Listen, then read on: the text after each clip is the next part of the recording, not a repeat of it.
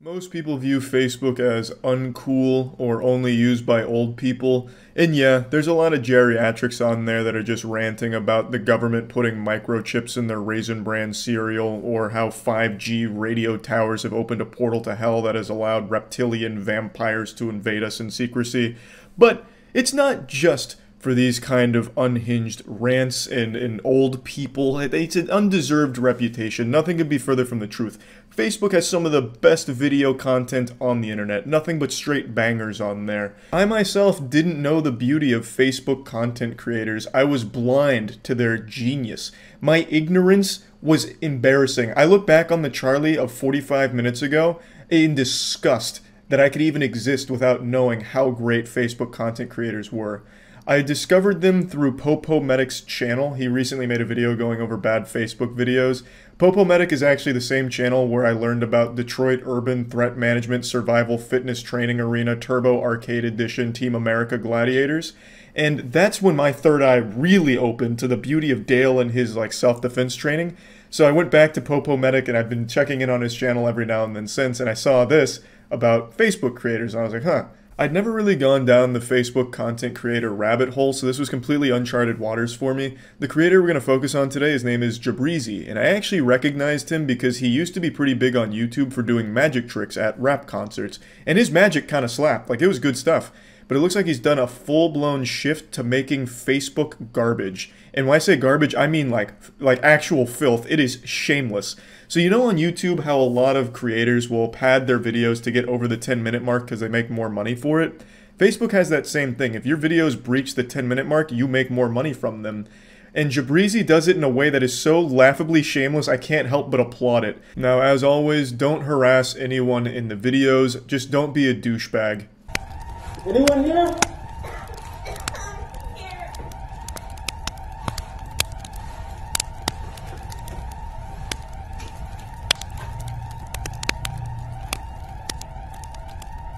So then he just stays in that room for the next 9 minutes. That's right, 9 minutes you just sit here looking at the same hallway with nothing changing, just to make the video long enough to go over the 10-minute mark. The laziness is impressive, and this isn't like a small Facebook creator. Jabrizi has over 10.4 million followers, with videos getting over 100 million views sometimes. So this is the big time, and he's able to fucking squeeze them for all they're worth.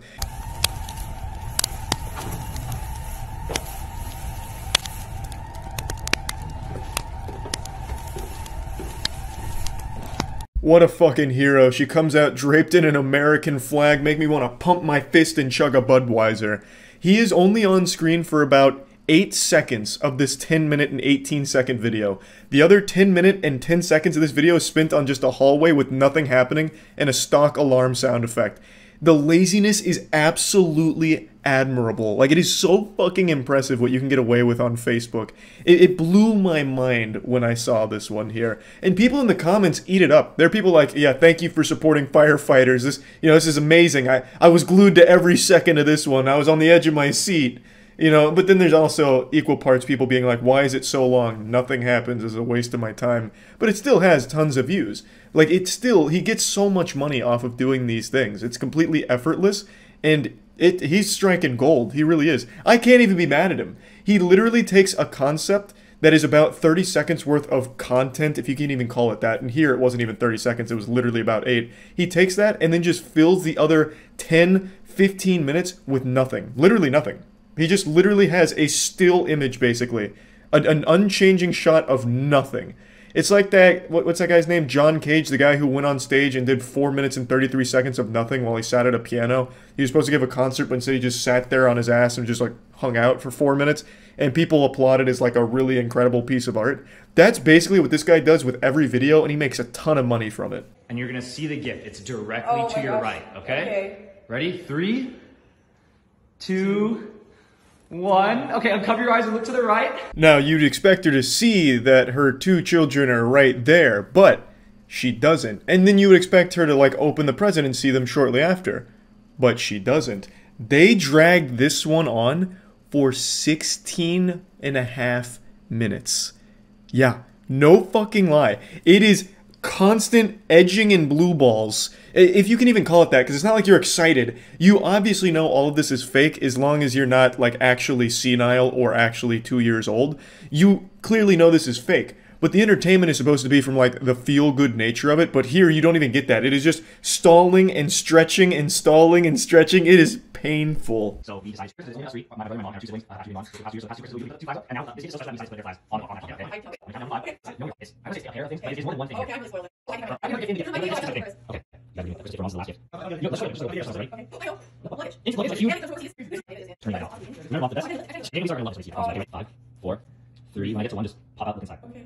2. Okay. Are you ready, Mom? Yeah, I'm ready. 1. Go. Okay. Just go. Just look. Just look.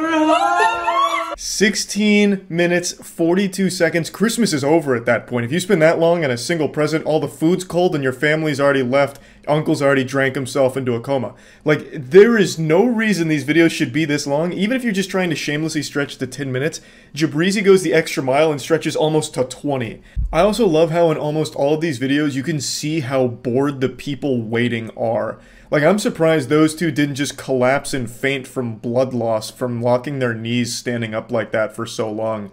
Like, I'm surprised deep vein thrombosis didn't start setting in. Their legs just atrophying from standing still for that long doing nothing. And you can really just see the boredom and pain on their faces. It is actually shocking what you can get away with on Facebook. It blows my mind that people will sit there and eat this shit up.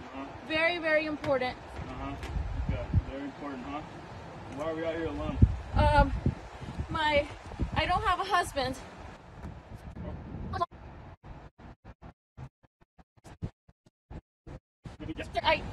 Hey, keep your hands. Sir, look. 121 million views on that one. It took her about like 40 seconds to put on the tummy and then the dress and put her head back on the police car, and then she sat in that position leaning on the police car for 16 minutes almost before it finally ends with her being like, "Ah, water broke." You know, it gets to the punchline. 16 minutes. 121 million views.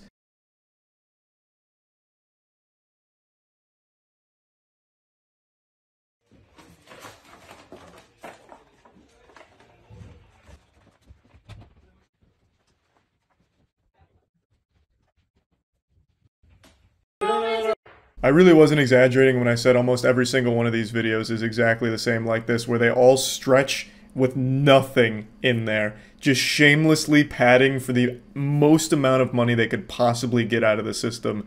It's fucking wild. Anyway, I just wanted to share this because it blew my mind to see this on Facebook. I imagine he's not the only one doing it. I imagine this is probably pretty common practice, but this is the only one that I saw.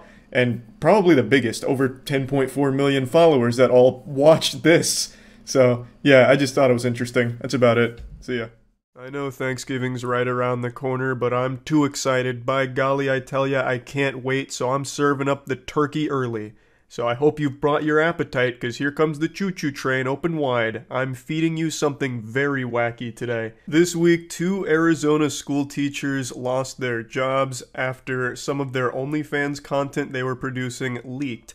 And it wasn't so much the existence of the OnlyFans itself, it was more so the fact that some of that content was filmed in the classroom that the woman teaches at. Her name is Samantha, and she was an 8th grade science teacher by day, but by night, she was a penis professor. And she filmed videos with her husband where he would just fuck her in the classroom that she teaches at, just reducing a holy dojo of education to a simple cum dumpster. Now, in response to all of this blowing up, she's come forward with another video, but this time she's not getting her ass spread open, she's spreading her side of the situation. So, she has this video that explains why she did all of this, as well as going over how everything unfolded, and I'd like to share that with you all, as well as going a bit deeper about the situation, because it's maybe even a bit more than wacky. This is starting to teeter on the edge of being pure silliness, even, I dare say. I created content at the beginning of the summer in order to earn extra money on the side to help pay for our basic necessities that our salaries were no longer meeting. So she starts by explaining that teacher salary, especially in Arizona, is dog shit. And you'll get no argument from me there. Teachers get paid in popsicle sticks, basically. I think their salary is laughable compared to the work they're expected to do and how miserable the job can be. You make more money boosting League of Legends accounts every other weekend than you do as a full-time teacher. It's fucking ridiculous. I think it's just sad. And her husband is also a teacher, so a 2-teacher salary isn't exactly like hitting the jackpot. That's not an infinite money cheat code or anything. So she says that her and her husband started to struggle with being able to meet the basic requirements for their family and their children, which is why she looked for alternative income methods and chose OnlyFans. But then the question still exists of why do it in the fucking classroom that you teach your students at? It makes no sense whatsoever. I chose an anonymous meme as well as blocking the entire state of Arizona on my OnlyFans so that it wasn't accessible to anyone living in the state. I didn't even know this was something you could do. I had no idea our technology was this advanced where you could just ban an entire state from checking out your OnlyFans. It makes sense that she tried this approach here, so that way no one in the immediate area would ever find it, but clearly something went awry. The technology must not be bulletproof because they still found it, and rather easily, it seems. Just listen to this. One student reportedly told his mother that his teacher was spread over his desk. What a crazy conversation that must have been. Just picture yourself being that kid. You're hanging out, sipping your apple juice, just a normal 8th grade day, and a friend of yours sends you a link to a video your teacher filmed and says, "Isn't that your science teacher, Miss Samantha?" So you click it, you open it, and there it is. No secrets left. Your teacher is being spread like butter on toast, and it's on your desk. You just sit there thinking to yourself, oh man, I did algebra on that desk. And then imagine going into school on Monday and coming right up to that desk, like you'd have nothing but like these war flashbacks, these visions of cheeks being clapped on your desk as a tear streams down your face. I'm also curious how many desks she was fucked on top of, because in another report someone said, "That was my friend's daughter's desk, and she is mortified over the situation." It really seems like no desk was safe in this situation here. And I have to wonder, did they like clean up after themselves or anything? Because they didn't set it up like it was a scene out of Dexter where he puts up like all of the, sterile environment, like surgery operating room kind of shit. They just went in there raw and like in the actual classroom and fucked. Did they at least bring Clorox and wipe off the desks when they were done using it? Or did students then go into that classroom after the weekend and wonder why their desks smelt like asshole? This whole thing just doesn't make any sense. But you know what does make sense? How great my G Fuel flavor is. Divine Peach. Anyone that's tried it has had their lives improved for the better, I have no doubt about that. And now I'm happy to report that the cans are here and they're a GNC exclusive right now for stores. So if you want to find your closest GNC, there's a link in the description for that to pick up a can of Divine Peach. Now I've mentioned this on stream, but I'd like to mention it here as well. The caffeine content on my flavor is 140 milligrams as opposed to the standard 300 milligrams for other cans. And I'm really happy about that because that's the caffeine that I prefer. So I wanted to bring that to your attention as well. And there's also a sweepstakes going on right now for anyone who buys a can and takes a selfie of themselves dressed as me. You stand to win a G Fuel mini fridge or a 12-pack of Divine Peach. The video that was created and advertised was made after contract hours on the weekend. No minors were ever present or involved in the videos. I don't think anyone was ever trying to make the accusation that minors were present or somehow involved in the content, because that would be a whole different ballgame. This would be an entirely different conversation. That would be a massive, massive, massive crime. Now, what people are saying is even though minors weren't present, the fact that you're using their space for adult content is a problem, obviously. So although there's no kids there, like juniors not knocking on the door to the classroom, "Miss Samantha, I've got my extra credit homework. Oh, jeepers!" Like even though there's no kids actually there, the fact that you're fucking in their playground is an issue. You can't just go to a kid's space and film this kind of content. It's not okay. You can't just like venture on over to Chuck E. Cheese and get your back blown out in the ball pit, film it, and expect nothing to come from it, expect it to be all honky-dory. And again, why did you want to use the kids' space for your porn? Why? It's not like that was your only option. You could have done your OnlyFans anywhere else, like at home. Why did you take it and film fucking porn in the space that you teach children?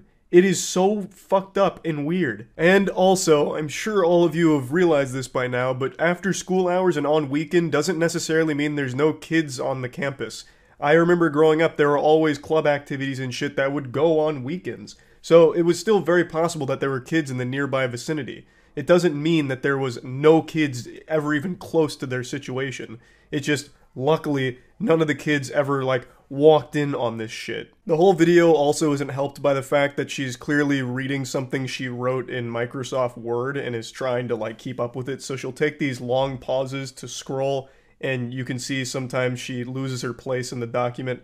So it also comes across as very insincere since she is blatantly just reading it very monotone from her monitor. So I don't think that helped anything that she was saying here, to be honest. I am already paying the consequence by losing my teaching certificate as well as losing the job that I loved most. I thoroughly enjoyed working with my coworkers, teaching my students science, and it brought joy to me every day. Looking back at the situation, I wholly regret creating the video in the classroom after school hours. But I felt trapped in my financial situation, and I felt this was the only way that my family would be able to survive. Really? This was the only way, the only option? Having your husband give you the Big McThankies from McSpankies in the classroom you are a teacher of. That's the only way your family could survive? How? And why couldn't you just film yourself getting fucked by him at your house in the safety and comfort of your own house, in private, away from everyone else, and certainly away from the area that kids go to learn? Jesus Christ, if the whole idea was to sell a fantasy to perverts about a school teacher being fucked on the job or whatever, why not just set that up at your house? Just get a little desk, a TI-85 calculator, and a ruler, and then still have your husband give you the business there, away from actual schools. Like, it just seems like a no-brainer. So yeah, overall, a pretty wild and wacky situation. Again, I do understand teachers do not get a fair salary. Their pay is pathetic for what they do and how important teachers are. They're, like, probably one of the most important jobs, and yet they make no money from it, basically. So I do understand the financial struggle, but that doesn't excuse what Samantha and her husband did here. All of their actions fucking in the classroom that they teach kids at is despicable and sick. So it's no excuse for their actions, but I do understand that the teacher salary is terrible. And yeah, that's about it. So yeah. I've used Uber and Lyft hundreds of times each, Uber more than Lyft, and I've never had a notably awful experience before. You know, I've never gotten into a car and felt unsafe. You know, I look at my driver and he's wearing like a trench coat and sharpening a hacksaw and then winks at me. I've never had like a really bad time with ride sharing. The only time it got wacky and weird was one time I took an Uber leaving the bar, and on the way home, I was convinced I was in the car with a prophet, like an angel. We were driving on the interstate, just two boys being dudes, and out of nowhere, the Uber driver pulls a prophecy out of his asshole. He said, "This guy's about to hit the median." And at first, I didn't know what he was talking about. I thought it was like a riddle that I had to solve or something to get money off at the Uber rides. I was like, oh, the answer is time, you know? But then I realized he was talking about the car in front of us, obviously.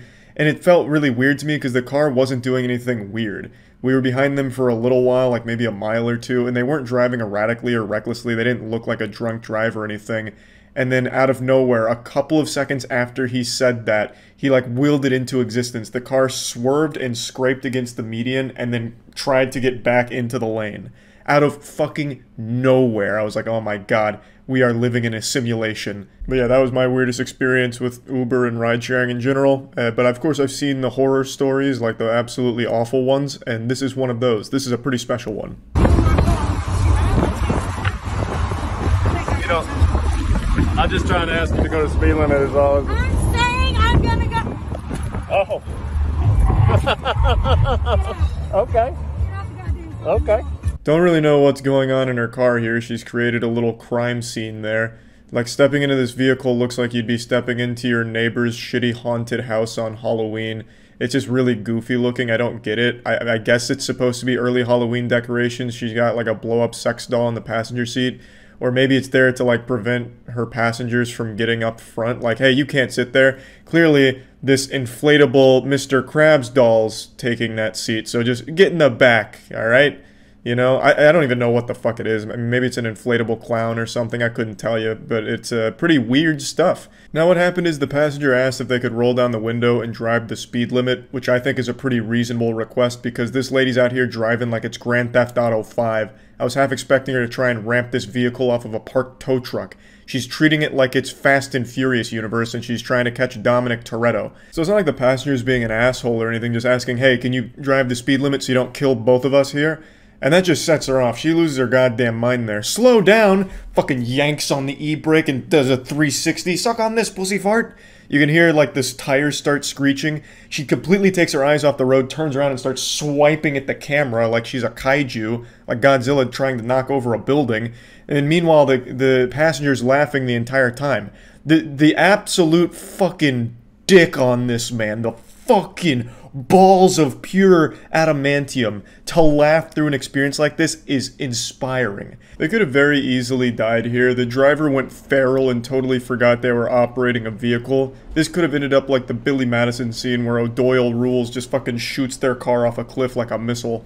And meanwhile, the whole time, the guy's just giggling about it. Alright. Well, you're gonna have to open that trunk.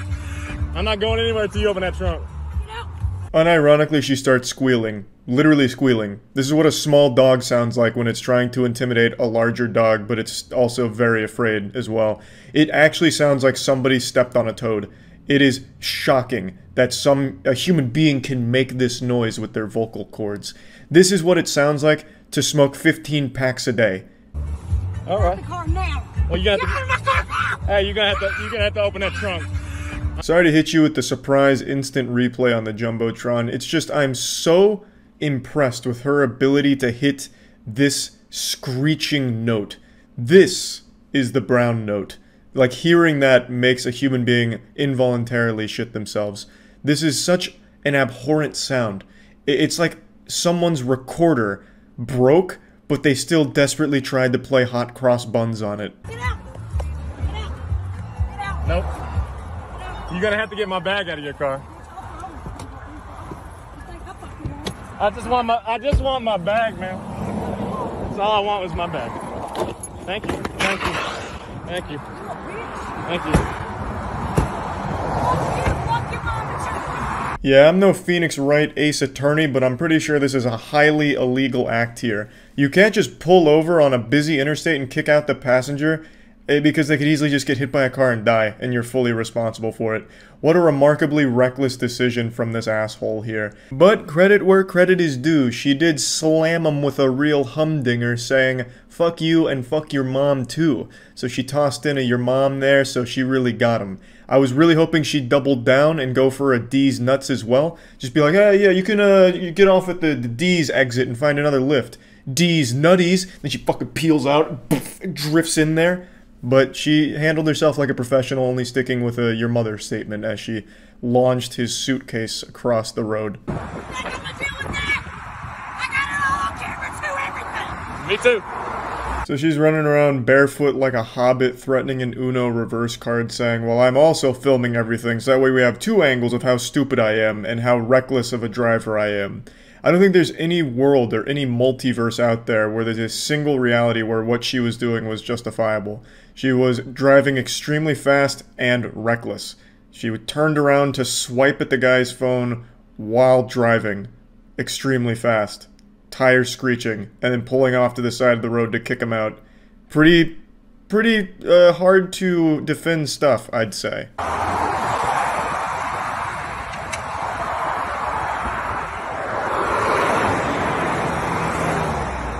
As she blasts off back onto the road, she nearly clipped the van that was next to her because she tried to get back too early, and that would have been an absolute catastrophe. Her road rage almost got even more people hurt. Then she left this guy stranded. I'm assuming he was able to find his way back to civilization after being dropped off in the middle of fucking nowhere on the interstate. And yeah, I don't really think this is the best Lyft experience. I would imagine this is at the absolute least 2 stars, I would say. It has to be. Because this was not great. This was not, you know, spectacular service, I would argue. But at least he survived the trip. I was getting worried when she was driving the car and slamming backwards, screeching tires and shit. I thought that was just going to be the end of him. I thought we were looking at like some Blair Witch Project found footage kind of shit, but luckily everyone was okay. That's about it. Every time you see a robbery in a movie or something, it's always super impressive. They'll have like these incredibly well laid out plans, full-blown Ocean's 11 type shit where they'll have like a getaway driver, 15 aerospace engineers on standby just in case they need them. They'll have like Jimmy Neutron in the lab cook up some crazy device to break into the big vault for millions of dollars. And it just always seems like, damn, you have to be a galaxy brain, 10-digit IQ mastermind in order to be a professional criminal. But then when you watch like a heist or a robbery in the real world, it's nothing like the movies most of the time. The plans are laid out in crayon 3 seconds before executing them. They're not looking at building blueprints. They turn their brain off and just go fucking wacky. They get insano style. So, like, they'll just run in there, like, grab, like, 5 things and then just, like, shuffle out the door, and that's the extent of it, and then they get caught 5 minutes later. And today I saw a robbery that I think is probably one of the worst ones ever recorded. It is just, I feel bad for the guy. Like, watching him rob it is agonizing because it's so incredibly slow. This dude robbed a Little Caesars in like -5 times speed. I felt like I was watching an NFL replay while watching this man try and rob the cash register. They filmed him for over 1 minute and 30 seconds. He just sat there trying to rob them.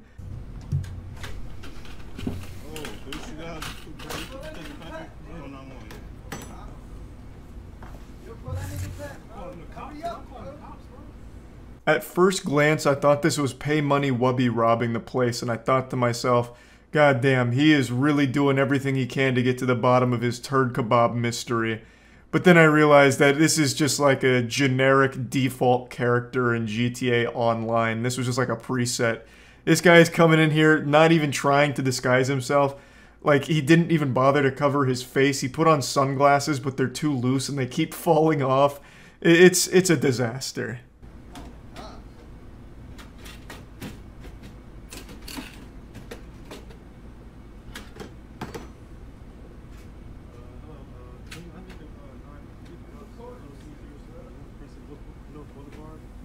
It's like robbery ASMR. He's not talking, the employees are just kind of making fun of him. It's just like they're roasting him. It's just, no one's taking him seriously. It's so unbelievably goofy. And the thought process here to rob a Little Caesars. Bro, the pizzas are $5. How much money do you possibly think you can get from the cash register? He was better off just taking the whole register and trying to sell that. He would have made more money that way. He's going through this whole song and dance prying open the cash register, but he probably would have made more money just standing outside making balloon animals for people that came into the Little Caesars. He would have got more in tips than he did out of this register. It is $5 pizzas. I don't know what he was expecting. He hasn't exactly hit fucking Fort Knox here. It's Little Caesars. $5 pies. Like, I think he maybe got $20. Maybe.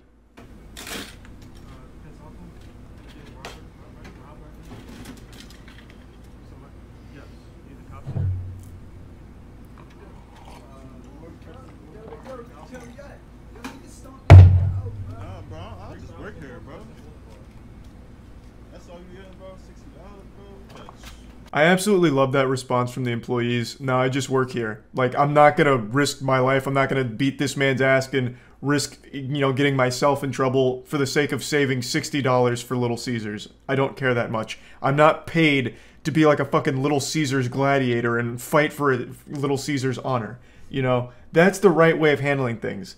Just the employees like, hey, all right, you're robbing it? Okay, I'm not gonna stop you. I'll just call the police, which they do. And then they just sit here and record all of it for evidence. And this man just keeps flashing the camera with his whole goddamn face. They did the absolute perfect thing here in this situation. Take that whole shit. Let me get some. This nigga really just sitting here, bro. Yo, that's all you gonna take. Don't touch me. Don't touch nothing. Don't touch nothing, bro. Don't touch nothing. No fingerprints on. Yes. Yes. This is where it gets so good. So this guy with all 3 brain cells and every neuron in that goddamn barren wasteland of a head starts firing, and he's like, oh my god, I left my fingerprints at the scene. I know what happens next. I've watched CSI Miami. So he goes back in and tries to wipe down the register, as if the fingerprints are the main concern here, even though he's flashed his whole face with no sunglasses to the camera like 8 times by now. And he's doing all of this in the slowest speed imaginable. He's entered cruise control. Like, there's so much evidence here, and the one thing he's concerned about is fingerprints. So he goes in and tries to clean the scene. Very thorough job too, but greed gets the best of him. He became gluttonous, so he goes in for more money, leaving more prints.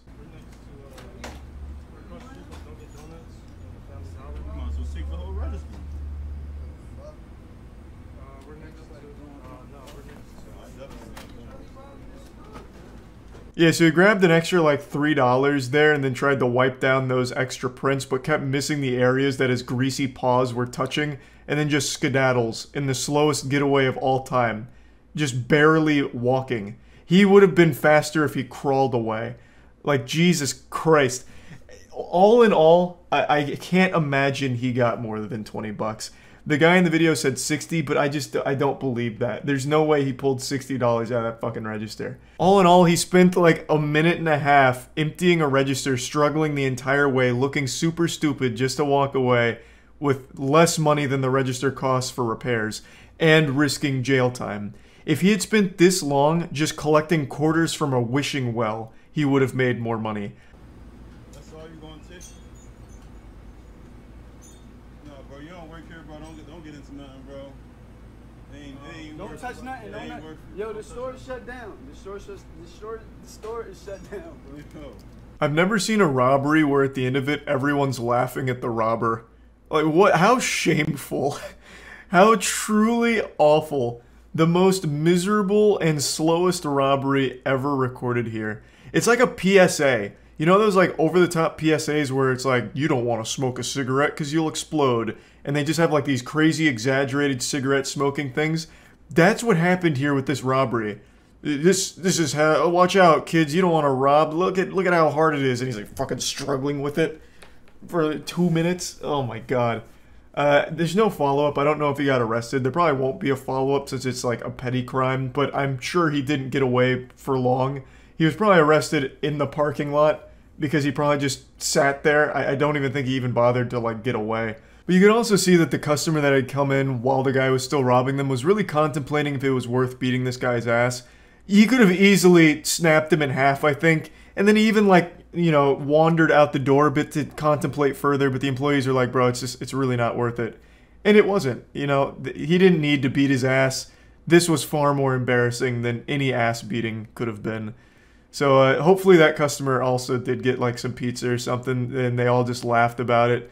What a remarkably embarrassing robbery, and I just wanted to share this today because it put a smile on my face, so yeah, that's about it. So yeah. There's no better way of starting your morning quite like a nice bowl of spaghetti and an extremely goofy story about a Miami teacher showing a 4th grade class a horror movie about Winnie the Pooh basically being a cannibal. It's an extremely weird story I can't wait to dive into. So apparently he showed them this movie by accident.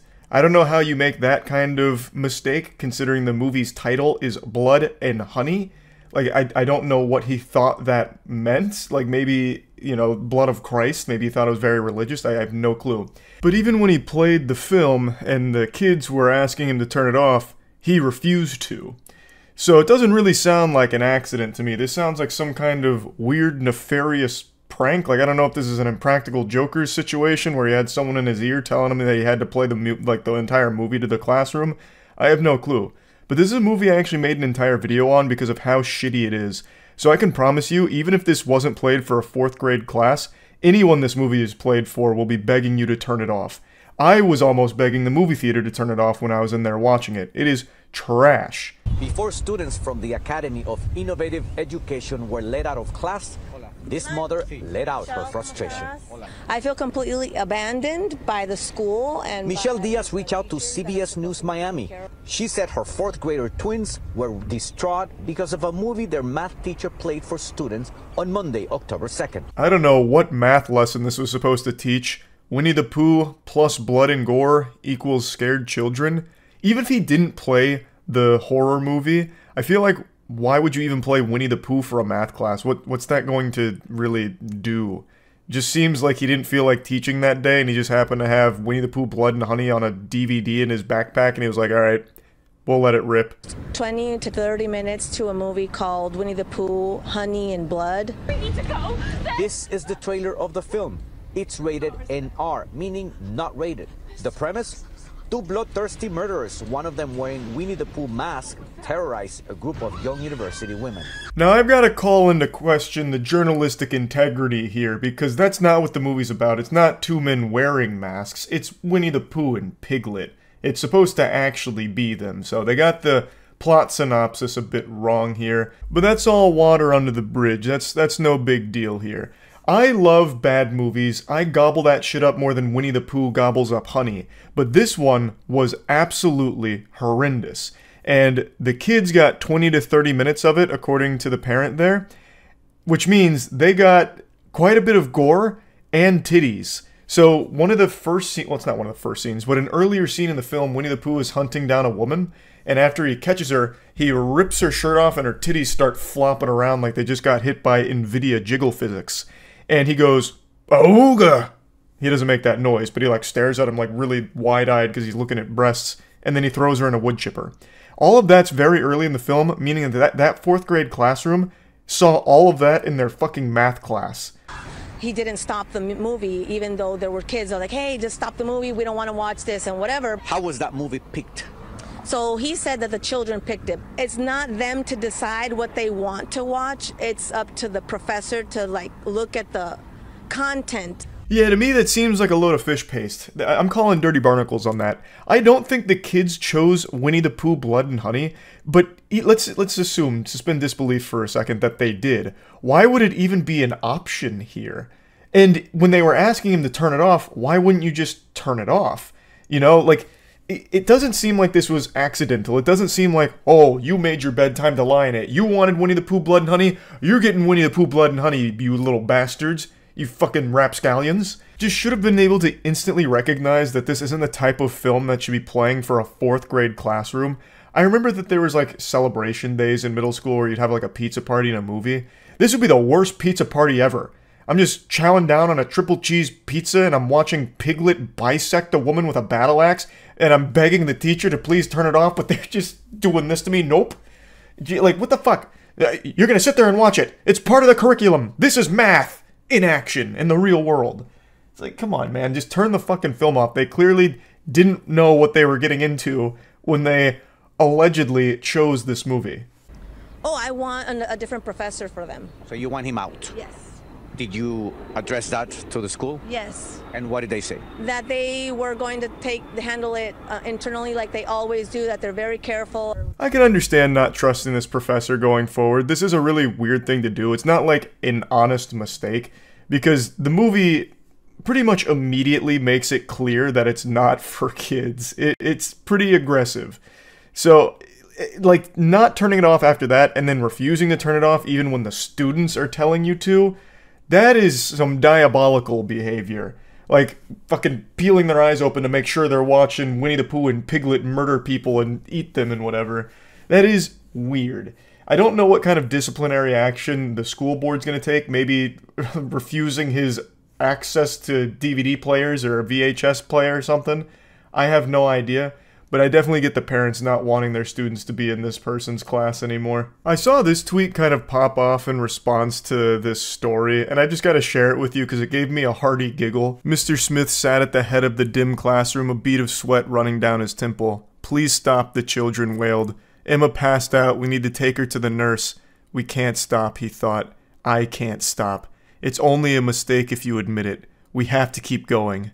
And besides," he pressed the volume up on the remote, drowning out the children's pleas as Piglet's chainsaw tore through a young woman's neck like wet tissue paper. "Innocence ends. We all have to learn sometime. He was a teacher, and the children were there to learn." And the more I pondered this deep, profound narrative, the more I started to recognize that this may very well explain why he refused to turn it off. There's something that all human beings are innately born with, which is what I call the too far gone threshold, so fuck it. It's where you're too deep into something to admit that you've either made a mistake or too deep into something to back out now, so you have to see it through. We have all been there, where you just have to commit to something because you've already embarked on this journey for too long now. So I think in this case what may have happened is he starts the movie up truly innocent, not realizing that this is an inappropriate film for kids. But then it becomes quickly clear after the first murder and maybe even after the first set of titties that, you know, this is a problem. But he can't turn it off because then he admits a huge fault on his end. So maybe he just sat there like, shit, we've come this far. I can definitely think of a way of spinning this in like an educational manner. Okay, so perhaps the honkers, the two honkers, are representative of algebraic expression, the FOIL method, first, outer, inner, last, okay, yes. And Winnie and Piglet on a murdering rampage is a lot like slope-intercept form. Like, I actually do think there is real merit to this theory that perhaps he was just too deep in it and he thought it'd be worse if he just turned it off and admitted that he fucked up. So he just sat there trying his best, sweating profusely, to think of a reason why this film was playing for 4th graders. And ultimately, he couldn't come up with anything. The head of the school came forward with a statement as well, saying that they're also investigating and taking disciplinary measures here. I don't think they're letting the professor go, at least not from what I've seen about the story. It looks like they're looking at alternative methods, such as, like, don't ever play another movie in class ever again. But yeah, I just had to share this story with you all. I saw it first thing this morning, and man, what a fucking wacky one it was. That's about it. So yeah. People are more gullible now than they ever have been in the history of this species. That is just a fact. People are throwing away any level of thinking and rationality just to believe in the most outlandish garbage imaginable and just falling victim to every scam you could ever possibly drum up. 3 days ago, the stupid man's genius, Terrence Howard, went on Joe Rogan's podcast, and Joe Rogan only piped up for 13 minutes out of this 3-hour Arkham Asylum debriefing. That's 13 minutes worth of speaking from Rogan here. The rest was Terrence Howard brainwashing idiots into thinking that he's some kind of enlightened genius. For almost a decade now, Terrence Howard has gone on this international mission to convince the world that teriology is the future. That's what he calls his logic language. Teriology. Let that just marinate in your noodles up here for a second. You're believing in a guy who's fucking preaching about teriology. So, there already exists so many people that have broken down everything Terrence Howard is wrong about in the teriology logic language system. I'm just going to focus on his biggest one. 1 times 1 equals 2. That is something that he has built his entire fucking identity around when it comes to his math. And for the first 9 years of this one-man traveling circus, everyone laughed at him because it's so outrageous. If we followed teriology, cars, phones, planes, medicine, literally everything that is keeping you alive right now would not exist because his logic language is fundamentally wrong. It's not up for interpretation. He is provably wrong in every possible measurement. And I want to dive into this deeply because so many people are thinking that he is correct. They are throating his cock and balls, literally slobbering all over his meat because he went on Rogan and used words they didn't understand. So since they didn't understand the words, they took it as a sign that this guy's the fucking chosen one when it comes to math. I'm not even mad at Terrence Howard. I want to make that clear. I'm mad that a lot of people think Terrence Howard is right. I'm more mad at the gullibility of people to just take this at face value without doing any level of thinking for themselves. It's so easy now for people to just throw away their own thoughts and just let people tell them what they should believe in. They're like, yep, that sounds right. I want to believe in that, so I will. It's so fucking frustrating because that sets us so far back. Now, before I even dive deep into this rabbit hole, I want to tackle his biggest one that he has always put on the boxing gloves and fought for the honor of, which is 1 times 1 equaling 2. He even made his own YouTube video here explaining how 1 times 1 equals 2, and admittedly, if you set aside everything that he's wrong about, he's still fucking wrong. He doesn't even come close to accidentally tickling something correct. He is fishing around in the dark looking for a urinal to piss on, but he keeps pissing on the floor because he can't find it. He doesn't decide to just turn the lights on. He wants to live in this absolute, void of logic. I am going to demonstrate why 1 times 1 can never equal 2. A 3rd grader could do this, and I'm going to break it down in a way that no matter how stupid you are, and no matter how much you want to believe in this concept, it can't work. In no dimension in the multiverse could this ever be a real possibility. So when you're saying times, when you're using multiplication here, you're talking about the groups of something. So 1 group of 1 is 1, but let's get more physical with it. And I'm going to do it using a physical object here. We're going to get real, kinetic with it. And I'm going to use the GamerSupps Moist Waifu Cup. So this is me on the cup, big titty anime girl. It's available at gamersupps.gg. I'll put a link to it in the description. It's available for the next 2 weeks. This just seemed like a natural segue into mentioning that while I demonstrate this. Now let's put this concept into practice in a real-world scenario. You catch me at the grocery store, you say, "Pardon me, Charles, looking extraordinarily breedable as ever today. I have this box of moist GamerSupps waifu cups. Come take a peek." And I march on over and I say, "By Jove, look at that. There is a single moist waifu shaker cup in that box. There is 1 box with 1 moist GamerSupps cup in it. 1 box with 1 cup. I pick that up, I would have 1 shaker cup. 1 times 1 equals 1. That's just how it works. There's not any scenario where all of a sudden this waifu shaker cup is going to start budding like it's fucking SpongeBob and I'll end up with 2 somehow. That's not how it works. I have 1 box that has 1 cup in it. You come up to me again, this time it's at a Sam Ash music store, I'm fucking blowing away at a trumpet.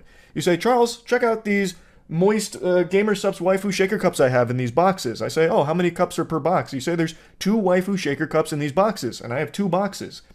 2 boxes of 2 waifu shaker cups, that's 4 total waifu shaker cups. 2 times 2.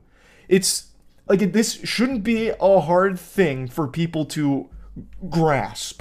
These aren't hard to understand, but when you have someone like Terrence Howard preaching just completely incorrect things, it's able to mislead people who want to believe in something different, that want to have this big paradigm shift in mathematics, which I don't really get. Why do you want mathematics to change? The only reason you're alive right now is because of that. You would have likely already been mauled by a bear, died from an infection, died from dysentery, wouldn't have made it past the Oregon Trail, like way before you even made it to whatever your current age is, if we didn't have math.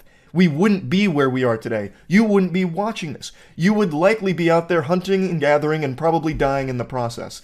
There is nothing that changes about this kind of concept when it comes to math. Now, it's important to note, I'm not a mathematician. That's something Terrence Howard and I have in common. But I think if I was a mathematician, most of you would trust me less. You'd think I'd been indoctrinated by big math or something to keep the genius revolutionaries like Terrence Howard down when it comes to these innovative concepts of new math. No, an actual child could prove why 1 times 1 will always equal 1, and never 2. It doesn't take a genius to prove that Terrence Howard is wrong. It takes an ordinary person using their own brain a little bit, and Terrence Howard is hoping that you're not one of those people that think for themselves. For some reason, we've entered the age where people don't trust experts anymore. The individuals that have dedicated their lives to a certain subject like math now have the most scrutiny from the average ordinary person, thinking that they're wrong and evil. There must be like a puppet master behind the scenes controlling the experts. Instead, the average person would rather put their faith in someone that has never studied math and never done anything properly in the subject that they're preaching about, like Terrence Howard. He has dedicated his life to being wrong. Meanwhile, the experts that just get fucking torched by people that don't understand math have an entire history of inventions to show for it that these people are literally using to criticize them.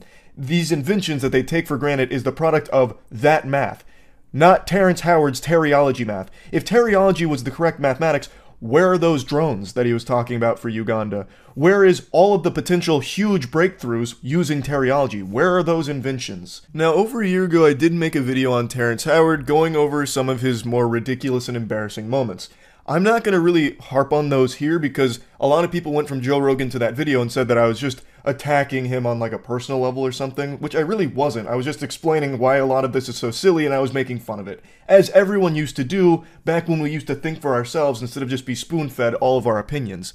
So, what I did talk about in that video is something I'm going to briefly mention though. He tried to scam all of Uganda by promising them these drones that literally just don't work. I'm just going to play you a clip from that again to remind you that Terrence Howard uses this math in pretty nefarious ways from time to time, like in the case with Uganda drones from the hydrogen proton geometry.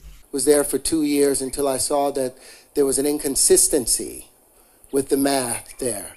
And so I went out to explore a new way of understanding how the universe works, and I was able to define the grand unified field equation they've been looking for and put it into geometry. Once again, just a friendly reminder, there is nothing more consistent than 1 times 1 equals 1. To represent it one more time, I have one box with one waifu cup in it. 1 times 1. The total waifu cups is 1. One box has one of these in there. There is one of these in total. And then with that geometry, I was able to put props on that. And what I'm saying is now we have invented a new form of flight that I would like to bring here to Uganda to replace the drones, to replace the helicopters, to replace the planes. Now, this is the geometry of hydrogen. Of hydrogen. Hydrogen. This is the proton itself.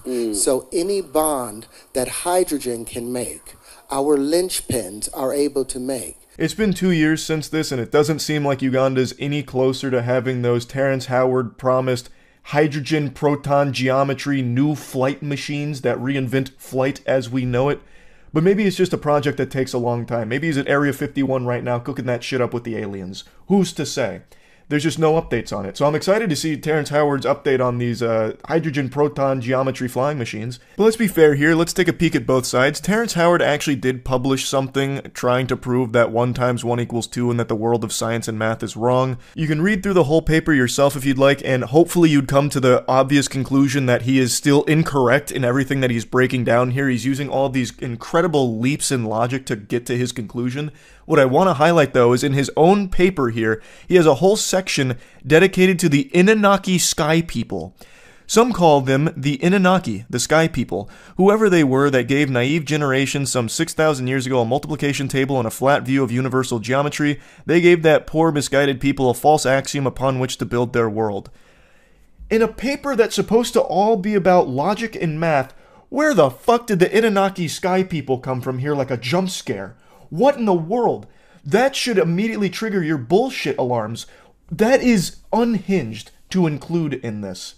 Like, it showcases that he fundamentally doesn't even understand where math comes from in the first place. He makes it seem like math is something that was given to us.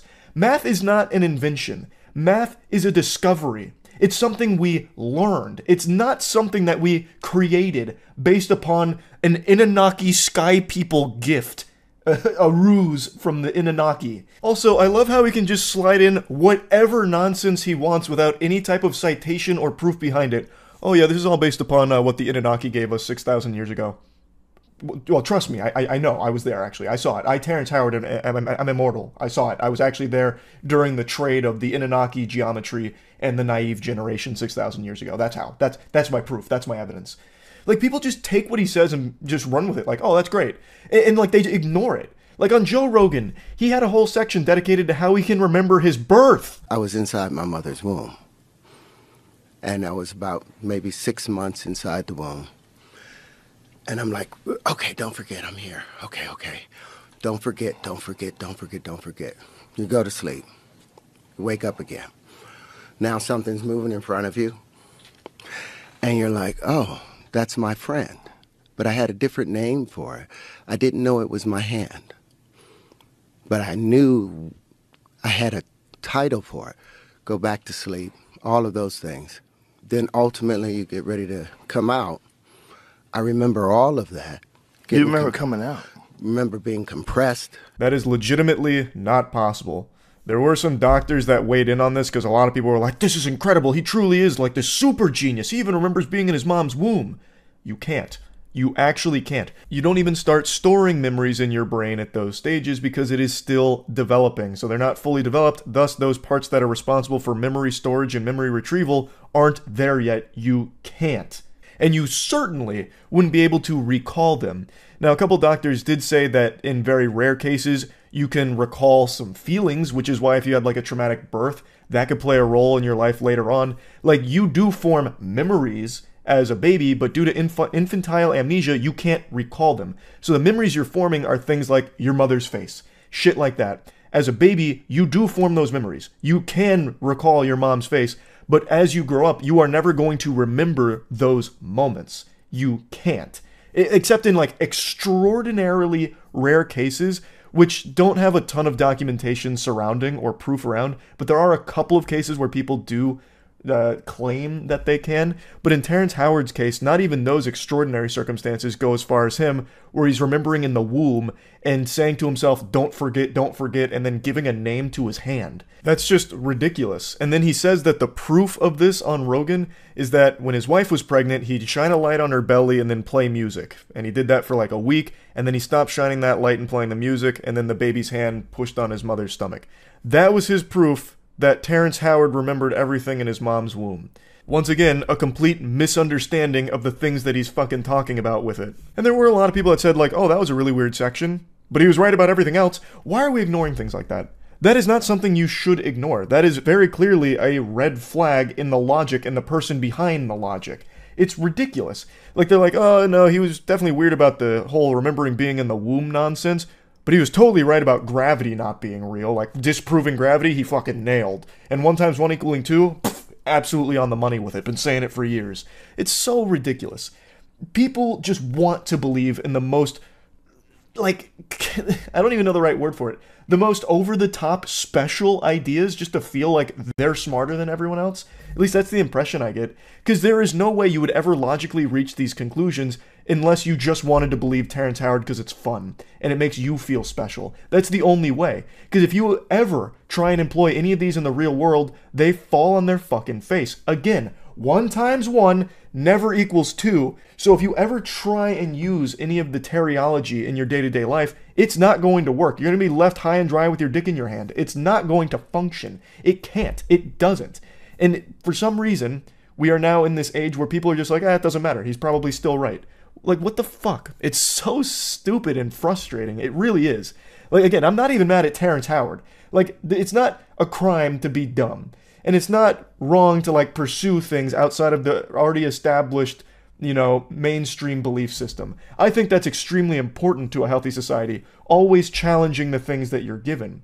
But this is the exact opposite. People aren't challenging what Terrence Howard is feeding them. They're just accepting it with a fucking smile on their face and not asking any questions. Terrence Howard pursuing this is not the biggest deal in the world to me. In fact, I do think in a lot of cases that can be really helpful. If someone goes out and challenges like some really well-established theories or whatever, like, let's see. It's always important.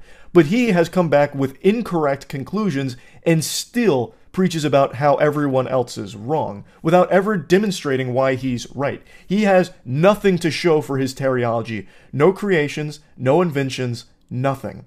So it should immediately right there stop for him and be like, okay, you know what? This was, a fruitless endeavor. I didn't get anything out of this. Maybe the math that we have is correct and is consistent because look at all we have to show for it. Look at all of this around us. We're surrounded by the product of mathematic breakthroughs.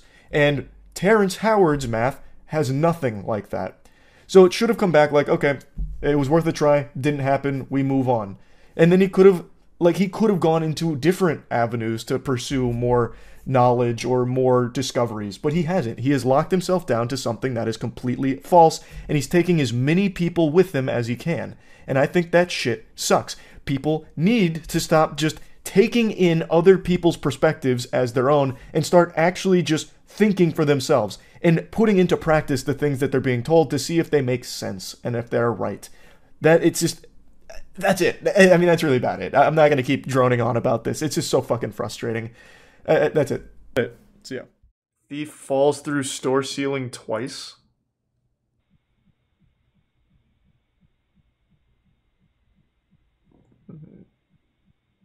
Oh, he's over here. Oh, this guy's a genius. He set up a decoy. I thought this was him. I was wondering how he gets to the ceiling. Oh, we got a real fucking criminal mastermind here. He thought of everything.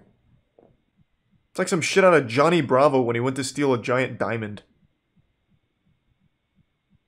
He's got like a little rope and everything. I just don't get it though. Thank God for that rope, am I right? A nice slow descent. What's the point? He's clearly he's robbing the place. Look at all the good loot he's walking away with.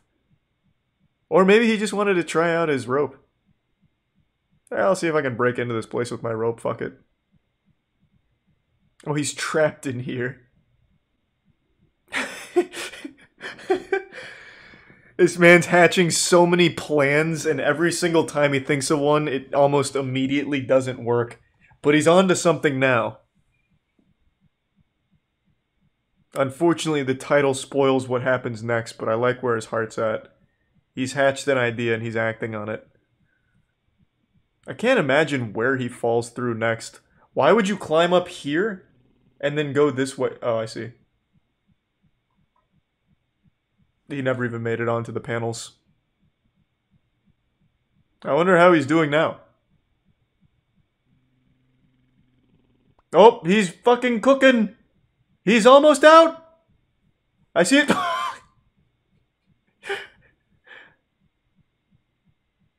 Alright, we were close on that one. I think one more time, and we should be free. Man's gonna just call the cops on himself to let him out. What do you mean if you know the whereabouts of this subject? He's still in the store. It's become his sarcophagus. He hasn't left. Just check the store. Oh my god, he falls through the roof as well. Or the ceiling. Man, how many fucking people fall through ceilings? I used to do vodka coke. That was always my mixed drink of choice. Cheap. And it just tasted like drinking very cold coke. Very unpopular mixed drink though. None of my friends liked it, and every time I ordered it at the bar, they always very confused and gave me some shit. So the owner's trap was locking all the doors? He's delivering some really strong kicks there. That door is putting in work. Oh, and he's going with the old horse kick as well. This is not his first rodeo kicking down a door, but he has never fought an opponent like this. That shit is vibranium. So what is he even doing here? It doesn't look like he was even trying to rob the place. It looked like he was escaping. Oh, that's rough. Oh, there goes the hammer. Are we sure that this belongs to just like a normal shop owner and not somebody that was like torturing this guy and he finally got an escape going, only to get trapped in the second phase of the solve trap? Because it didn't look like he was even trying to rob this. He's getting really close.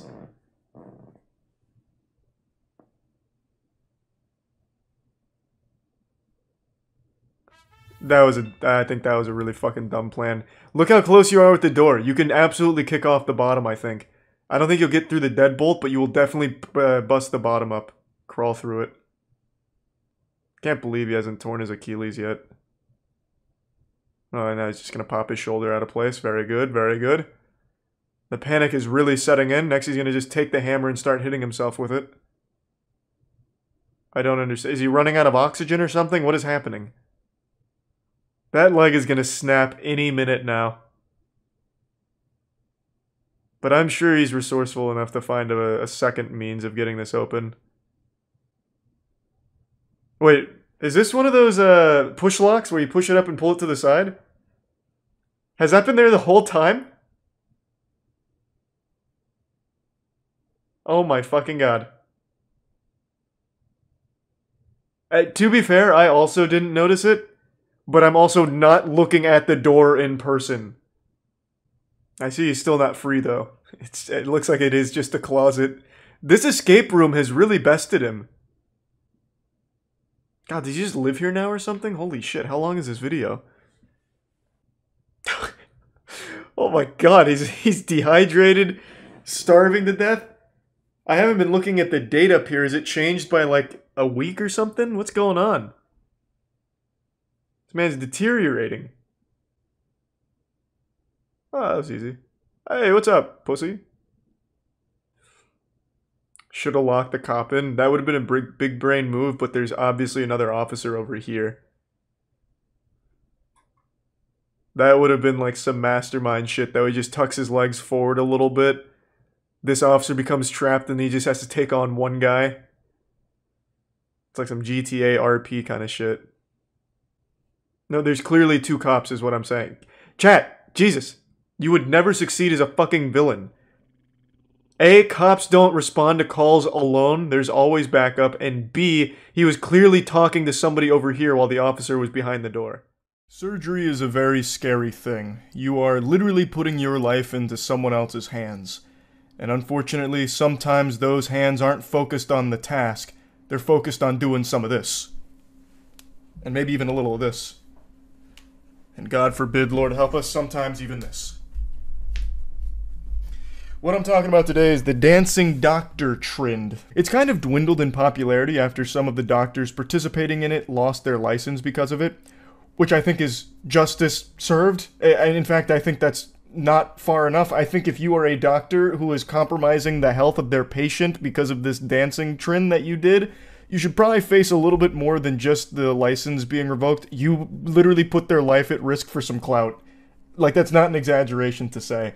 Now, this was a bit of a viral trend for a little bit. It actually predates TikTok. It actually was before TikTok, where for some reason some doctors got it in their fucking noodle that this would be like a really quirky, fun marketing thing for their practice, and somehow didn't recognize that this would scare the shit out of people, because no one wants their doctor to be the zany goofball who's going to, you know, fool around during very sensitive surgeries. Would stop to film TikTok videos of them dancing with like pieces of their patients in their hands and using it as props, or just generally dancing or filming skits while operating on a patient. Just imagine that nightmarish scenario. You're about to go unconscious from the anesthesia, and as your eyes are closing, you hear the tick-tock 3-second countdown. And when it hits 0, you just go straight to Valhalla. It's such a terrifying thing to think about because surgery is so sensitive.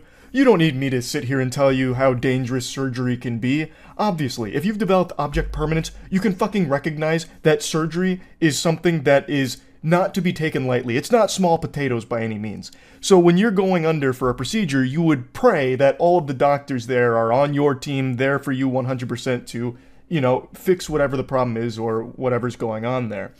But in this trend, it was the exact opposite. It's like they waited for the patient to go to sleep and turned that fucking operating room into a nightclub. Hey, is the idiot asleep? Perfect. Drop the disco ball, bring in the dancing lobsters. Jill, hit it. Where are my boner jams? We're filming a TikTok. And it led to some problems.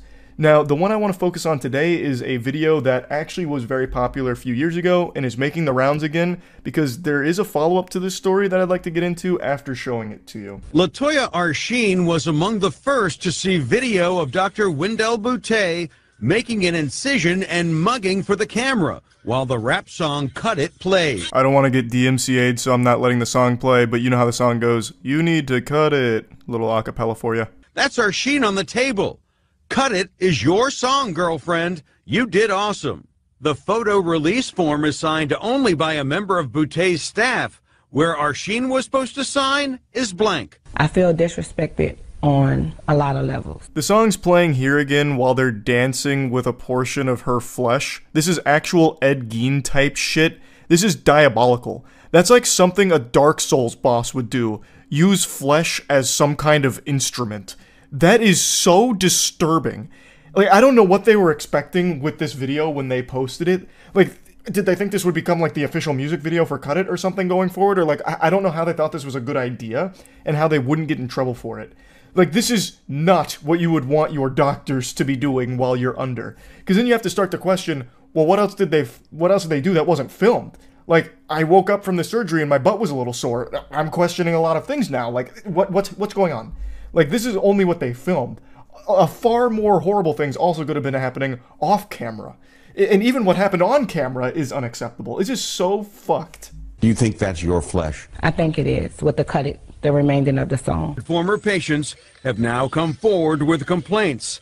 Arsheen plans legal action not just about the video, but about her results. How does your body look now? Disfigured. So according to her, her body is disfigured as a result of the surgery, and from what I can tell, many other complaints say the same thing, that they had less than stellar results. As you would probably guess, if your doctor was more focused on making TikToks as opposed to the actual surgical procedure they were supposed to be focusing on. You'd probably have better luck getting your surgery done by some mysterious shady goober off the black market. You'd be risking your kidneys, but in a practice like this, you're risking your whole life here, because you might just die on the operating table because they're too busy focusing on hitting like a fat fucking Gangnam Style while you're under on the table. Really dated myself on that one because I couldn't think of any of the new dance trends, but you get what I'm saying. Now, like I mentioned, a lot of these do predate TikTok. This one in particular, this happened in 2017 through 2018, and it was posted to YouTube and Instagram. But this trend did persist all the way into TikTok, and I'm sure some of you have seen more recent headlines about some dancing doctors on TikTok that have also faced some repercussions for that, luckily. But this one is, I think, the most shocking one, because they are actually dancing around with pieces of the patient. So, the follow-up to this story is there was a lawsuit launched here, obviously, from former patients of this practice. There's numerous videos of Dr. Wendell Boutte here dancing as their patients are under, and as you've seen, even using them as, or parts of them, as props in the dancing. While she's operating, also dancing. The surgical assistants, everyone who even enters the room just gets hit with this fucking boogie virus and they just can't help but dance for the sake of these videos, all while they're supposed to be doing surgery. She faced numerous lawsuits, all of which I believe have resolved, and she's been ordered to pay hundreds of thousands of dollars to the victims. She had her medical license suspended, but from what I can tell, it was only suspended for 2.5 years, which means she can legally practice medicine again in Georgia?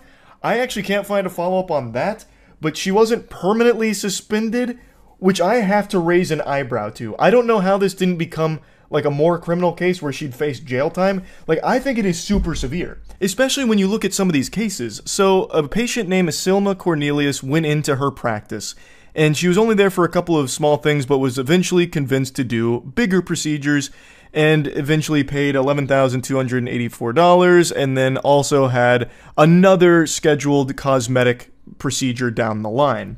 So she went back on February 18th of 2016 to return for that cosmetic procedure, and something went wrong. 8 hours into the surgery, after anesthesia was discontinued, and before her lower abdomen had been sutured, she went into cardiac arrest. Paramedics arrived at the scene, and it took 30 minutes to close up her abdomen, and they had to carry her down the stairs because there wasn't an elevator big enough to accommodate a stretcher.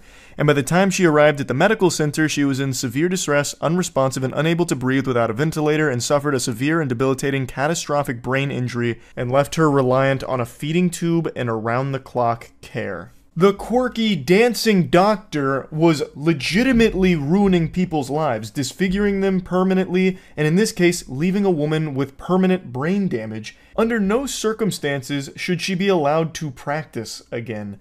It's not like this is just some kind of freak mistake that she made one time. She had dozens of videos doing this with many victims. Like, this isn't just some kind of whoopsie-daisy that someone makes, like, oh, how was I supposed to know that dancing during surgery and, you know, parading around parts of the patients was a bad idea?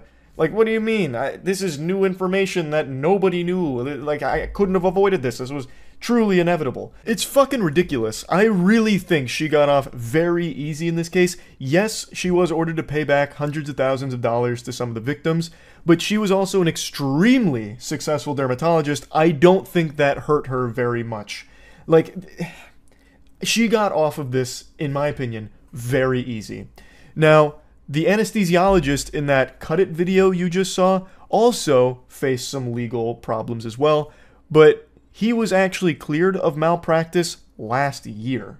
In that video I showed you with Cut It playing, Dr. Roland Pinkney was in there dancing as well. He was the anesthesiologist that day, and he was facing some legal issues here, but was ultimately deemed not liable in any way for what the victim had experienced. As a result of this, 100% of the fault was put once again on Wendell, and Basically, they were arguing that him dancing was not a breach of care. Like, the argument they made ultimately was that it was just him being less than professional, but him being unprofessional doesn't constitute breaching the medical standard of care that he needed to uphold.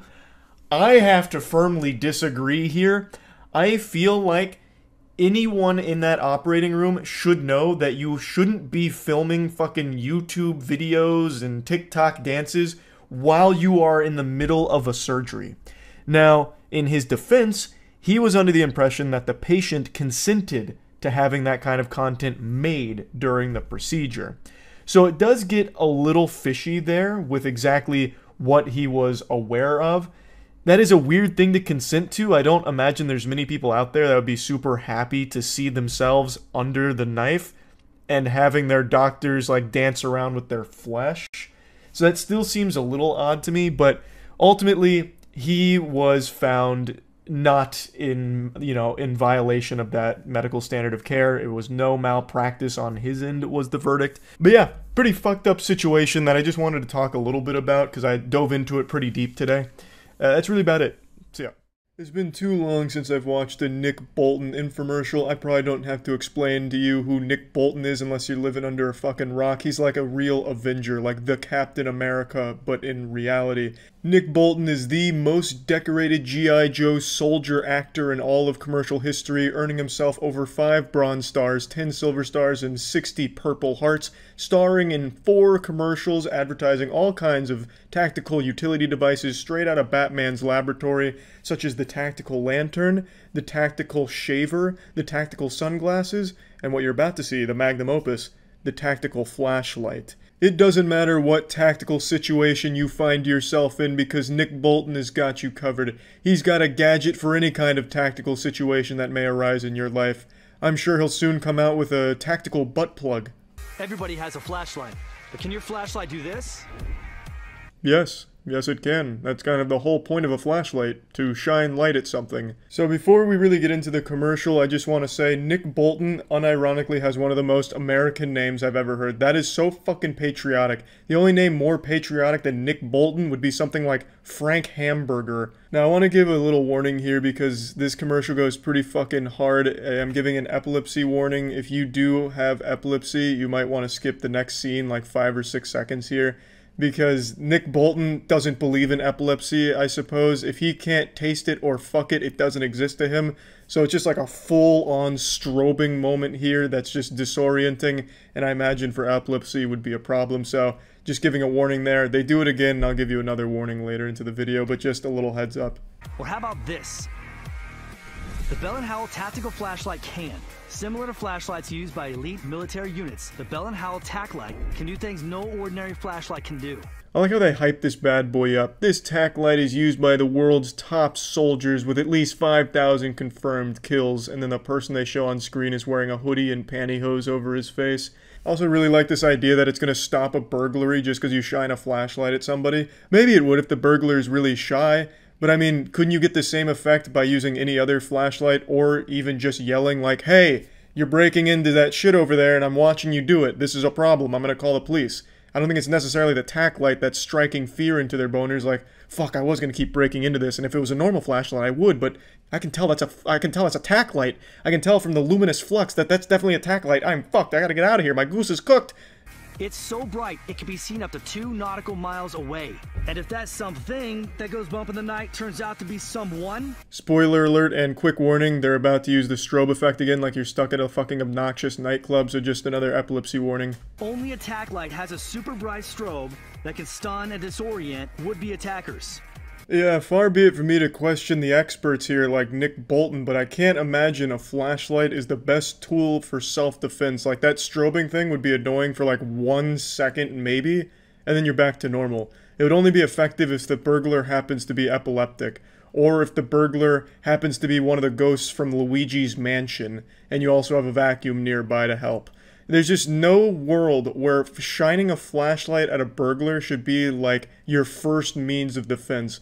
That should be something where it's like, shit, I misplaced my baseball bat with the nails in it. I can't find the shotgun. What do I have in this drawer? A flashlight. Fine. And then your next thought should be, I'll try and beat them to death with the flashlight, not try and like fucking stun them with it because of the strobe. Like, it's just not gonna work. It's a terrible idea. Unless that flashlight has the same intensity as like the fucking sun, you're not gonna get anywhere with this tactic. That's like downright dangerous advice to try and advertise this as like a self-defense tool. A car battery will stop working in sub-zero temperatures, but even getting frozen in a block of ice couldn't make our tack light stop working. Oh, that is fantastic news. Wonderful. I've been looking for a flashlight that I can hibernate with in a block of ice. And it'll keep working when fully submerged in water, even 212-degree boiling water. Excellent for those tactical situations you find yourself in where you're inside a volcano and need a flashlight. This bad boy will keep on working. It's tough enough to survive getting run over by a Humvee. Try that with a regular flashlight. I don't care how indestructible this tack light claims to be, I guarantee Nick Bolton could break it in the palm of his hands with those fucking meaty, red-blooded American bear claws of his. Those fucking meat cleavers. He could crush that fucking tack light into a massive diamond just from the pure pressure of his patriotism. Compact and lightweight, it goes where you go. So you can feel safe in dark places at night, or just have the right light for emergency situations. What else? 5 preset modes. It's made of high-grade aircraft aluminum. The bulb lasts 100,000 hours. I mean, there's just nothing like it on the market today. Yeah, but there is something else like it on the market. It's called every other flashlight that has ever been made. There's nothing in this commercial that tells me that this is anything unique when it comes to flashlights. They haven't reinvented a flashlight. It just does what every other flashlight does. I didn't see anything here that just is wild and wacky about the tack light that makes it stand out.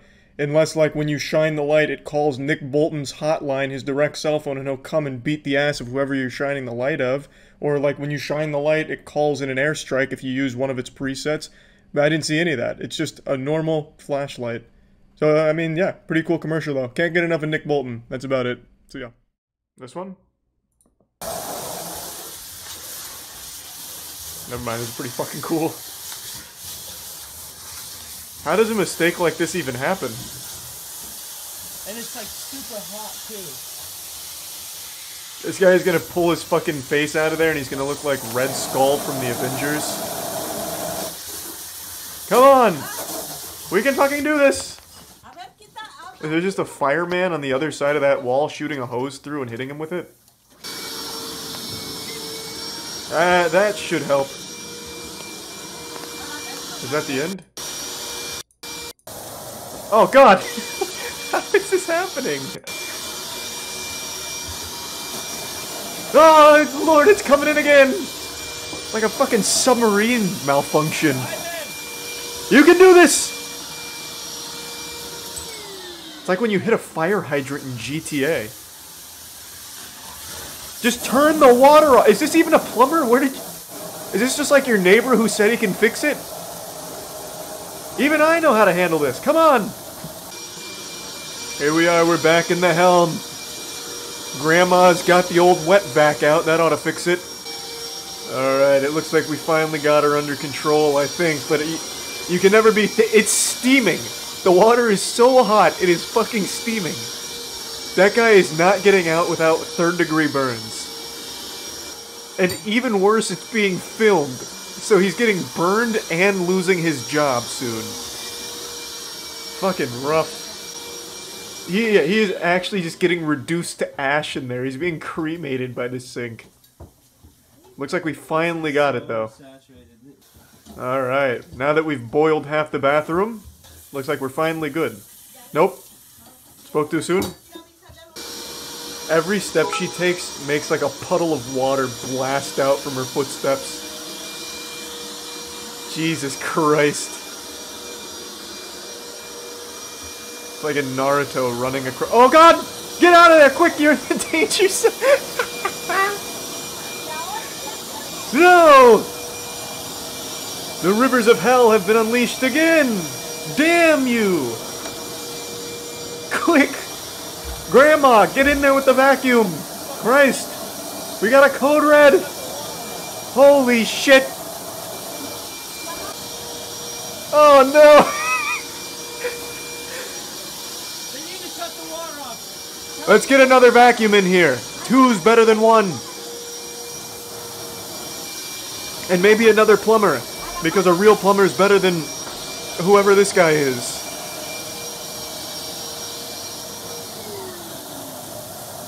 Jesus fucking Christ. It's like a ride at Universal. Oh God. Oh, the apartment's already lost. Just collect your things and leave. It's over. It belongs to the sink now. Oh, here we go. He's got a big bucket. That'll fix it. Let's go. The reinforcements have arrived. The special tools are here. If we can catch all of the water, we'll win. It's a war of attrition. We'll just catch more water than it puts out. It's easy. Are you calling the police or something? What do you mean, what are the police supposed to do? I'd call the police in this situation too, like help. A fucking plumber is assaulting me with my own sink. Yeah, I can still hear it spraying. It's still going.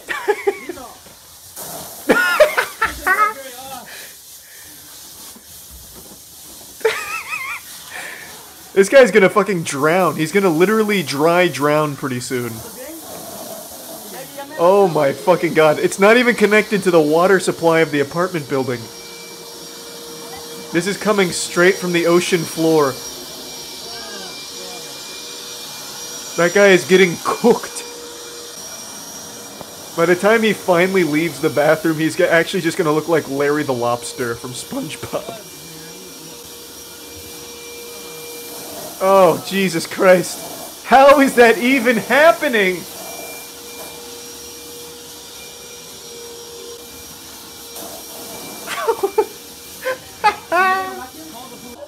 Did we beat it? Is the boss battle over? Man. Water levels are always the worst, am I right? Jesus Christ. What a disaster. Oh, good idea. Reroute the water into the toilet. Now, maybe if we're lucky, we can overflow the septic tank and have it shooting shit water throughout the apartment, too. Yes. Oh, fuck! Oh, God, Jesus! Lord! We're back for more!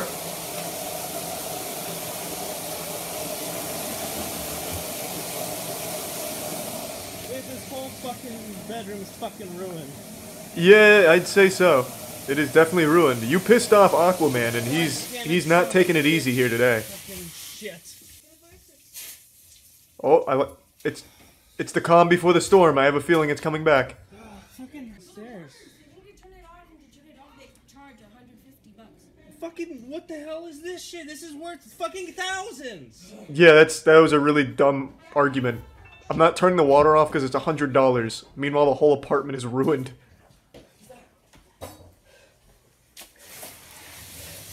Oh God, it's...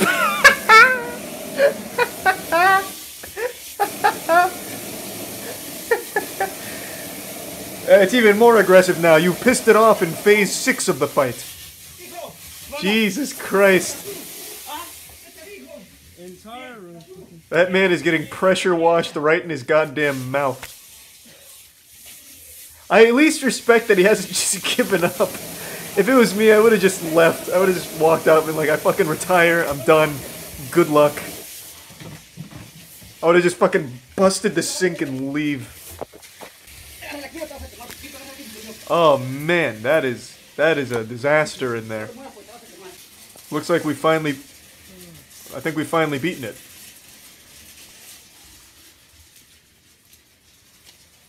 Hey, at least we've stopped it before it caused any major damage. We got ahead of this one. It could have been a lot worse.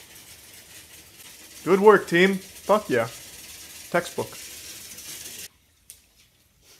I'm thinking maybe like a 3-star review on the plumber's services, maybe? No, the plumber, I don't think it was the plumber's fault. It must have just been something with the pipes. The plumber did everything he needed to. Everything by the book. The apartment complex requires a $150 fee to be paid every 30 minutes the water is turned off. Holy shit. So it's entirely the landlord's fault and obviously the plumber. Wilmer, confident in his abilities and armed with his trusty 5-gallon bucket, knows that he will always get her return business if he pulls this off. He gets underneath the sink and unleashes a 90 psi torrent of steaming hot water. Hey, if anyone can handle 90 psi's of boiling water, it's fucking Wilmer. Wilmer ain't got no problem with that. His skin is made out of steel, goddammit. For all the morons who complain that I should have put down the camera and helped this waterlogged jackass, I chose not to help for liability's sake and instead document the incident. Absolutely the right call. I know for a fact, and it's probably not like this now, but I guarantee a lot of people are like, why the fuck didn't you help? Like as if he's supposed to do something. What he's supposed to do? Start doing like water bending techniques to put it back in the wall? Like there's not a whole lot of wiggle room for two people to be handling the same glory hole down there under the sink. So him filming is absolutely the best call. Plus then if he helped and it still did this, he would then be liable for some of the damage, I imagine. No doubt. He made the right call for sure. If you've been around this channel for a long time, you'll know that I've always enjoyed diving into the insanity that Kickstarter offers from time to time, just looking at some of the more outrageous product pitches. And today someone sent me this Kickstarter pitch claiming that it's the worst one the site has ever seen, to which I rolled my eyes and scoffed like an anime villain. The horrors I've seen on that site, I'm like a war veteran of cringe with PTSD, just remembering things like the Air Umbrella and Michael Superbacker, God bless.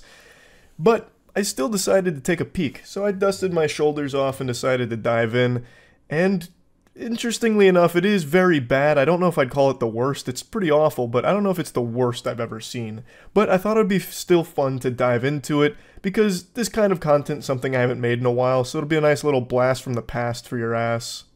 There's more truth in here than what we're reading in the papers. Observe the millennials, the YOLOs, Generation Y, or why the fuck not, thinking they're special because mom and dad and their 5th grade teacher told them so. Armed with participation trophies and branded apparel to encourage superiority. I think with just the first 15 seconds, you can immediately get the vibe behind this pitch. It's trying to suckle off of the cock of the Andrew Tate tough love formula, where it's like, everybody is a sensitive snowflake in today's society. Generation Y? More like Generation why the fuck are you still a bitch? Participation trophies out the wazoo, no one knows how to be a man anymore, no one knows how to think for themselves. Everyone you see is an NPC, just a zombie sleepwalking through life. Don't be like them. Buy my coffee.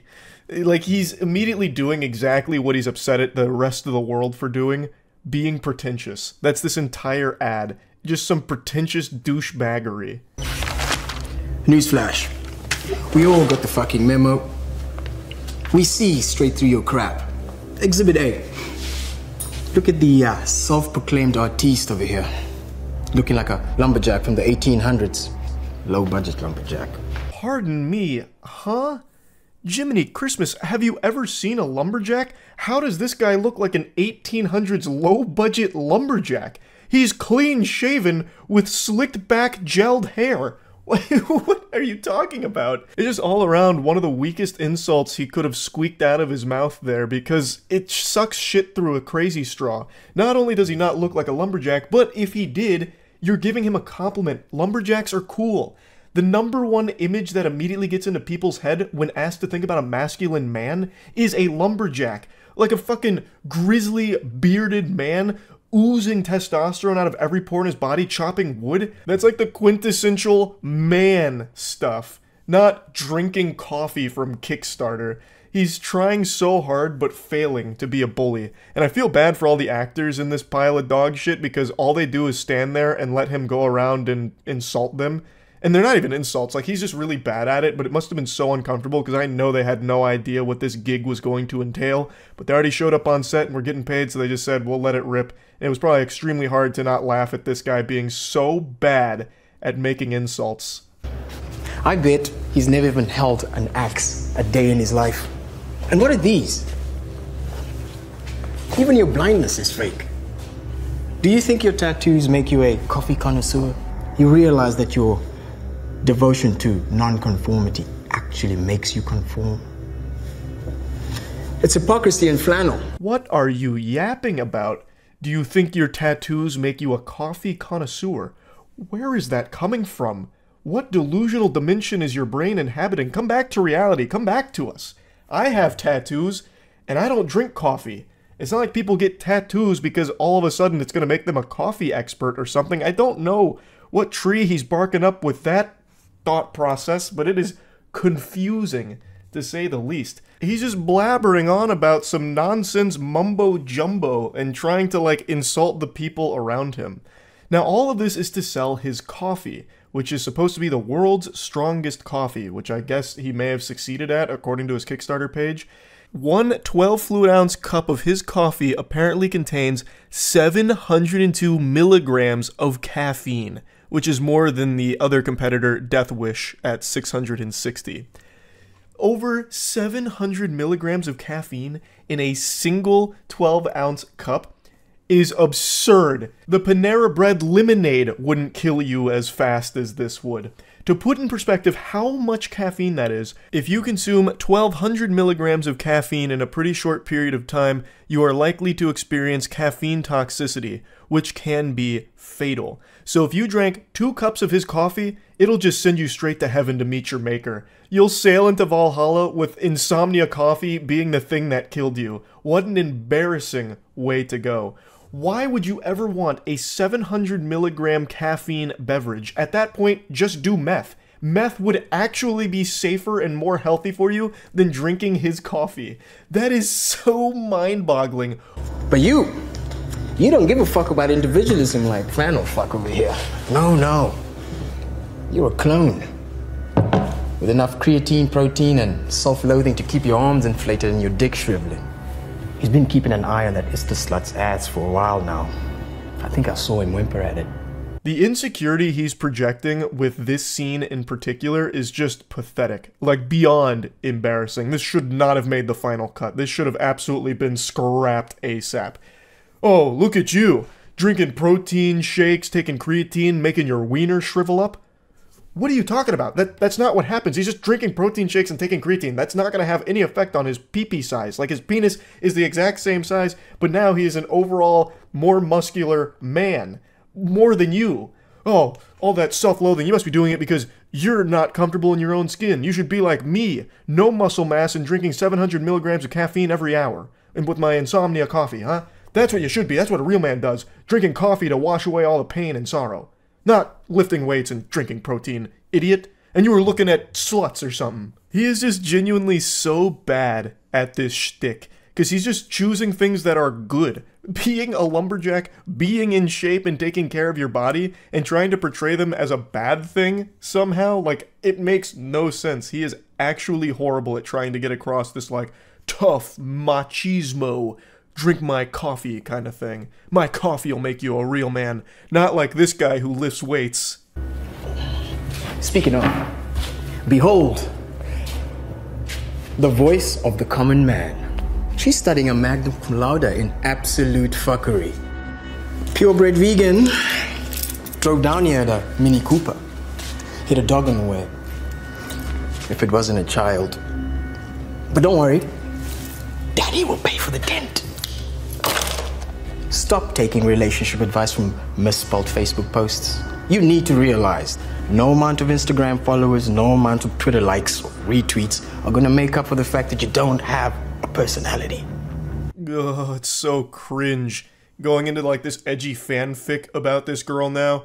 Oh, you hit a dog, or maybe a child, on the way here. But your dad's gonna pay for the dent. And then he goes with the cliche, no amount of Twitter likes or Instagram followers is gonna make up for no personality, you harpy, harlot. Oh, it's so dumb. It's so fucking dumb. Like, the actors, I can't believe they're actually able to keep it together. Maybe this is like the 40th take, so now they're just like tired and they're just doing everything they can to get the fuck out of there. Because there's no way you wouldn't be breaking character here laughing at the cringe.